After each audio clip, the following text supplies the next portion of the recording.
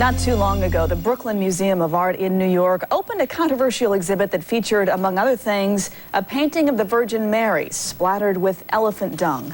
Now, as Russ Mitchell reports, the museum is under the microscope again. Russ, good morning. Good morning to you, Jane. That is right. It's an exhibit called Hip Hop Nation, Roots, Rhymes, and Rage. It examines what the museum calls the most influential phenomenon in pop culture of the past 25 years. Talk about money, talk about wars, talk about paper, I could talk about awards. With rapper LL Cool J headlining, it wasn't your standard museum exhibit opening night gala. But then Hip Hop Nation, Roots, Rhymes, and Rage is not your standard museum exhibit. This is our art. This is urban folk art, period. Hip-hop journalist Kevin Powell, guest curator of the exhibit, says hip-hop fills a void in the telling of the American story. I learned that black people were slaves. Dr. King had a dream. Someone named George Washington Carver picked some peanuts, and that was about it, you know. And so I say that to say that for us, this is our way of telling our stories. Powell says the roots of hip-hop go back to the late 70s and early 80s, when disaffected urban kids began breakdancing on the streets, scrawling graffiti on city walls, and creating a new form of music that required neither instruments nor training, called rap. We would be outside rhyming with our friends, banging on the cars, right? An early pioneer of rap here in Harlem, Dougie Fresh, popularized what's called the human beatbox, where all you needed to make music was your mouth. So I would walk down the street and I would just make up beats of things that I would hear. Give us an example. Like...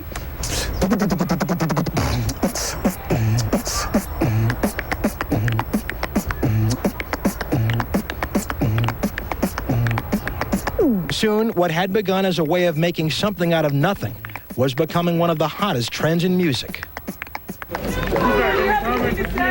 And by the mid-90s, with the deaths of Tupac Shakur and Biggie Smalls, what was now called gangster rap had taken a violent turn.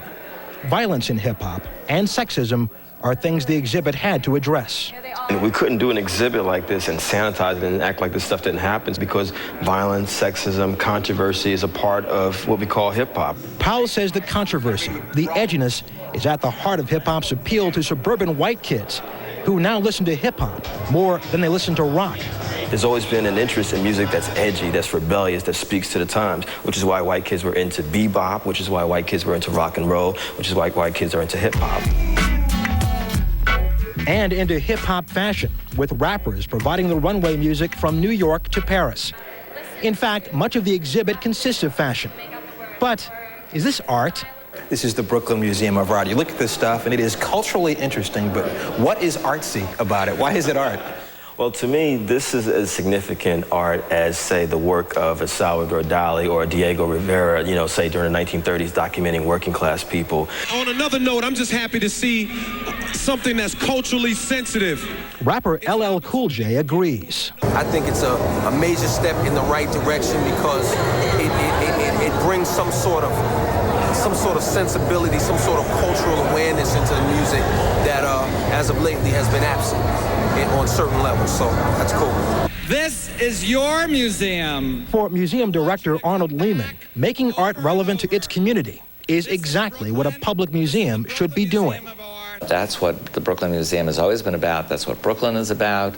And I'm thrilled because that's my interest in museum work. Want a ring like that? If the opening day was any indication, the community is interested. And if it is art, the only question may be whether it will stand the test of time. In 100 years, somebody may be singing My Way. In 100 years, is anybody going to be rapping Gin and Juice? I think that hip-hop will be around. I mean, just as I now, you know, in the year 2000, you know, feel the need to put on a Robert Johnson record or a Billie Holiday record or listen to early Beatles stuff or Bob Dylan, someone somewhere will say, you know, I really want to understand 1990s America and will listen to Tupac Shakur or Ice-T or NWA or Eminem, you know, I think that's what's going to happen. I don't think this music's going to disappear. The exhibit makes the point that hip-hop is more than just music. It is ideas expressed in graffiti, dance, and in fashion. And if anybody doubts the pervasiveness of hip-hop, just check out the music many teens are listening to and the clothes they're wearing, Jane. Your clothes, yeah. Definitely. This is not the first time that black music has influenced culture, the larger culture. How is Certainly. this different? The difference here is these rappers are getting paid, unlike the early pioneers of rock and roll, paid a lot of money. A lot of money, indeed. Russ Mitchell, good story. Thank you. Up next, Boomeritis, 7:45. We'll be right back.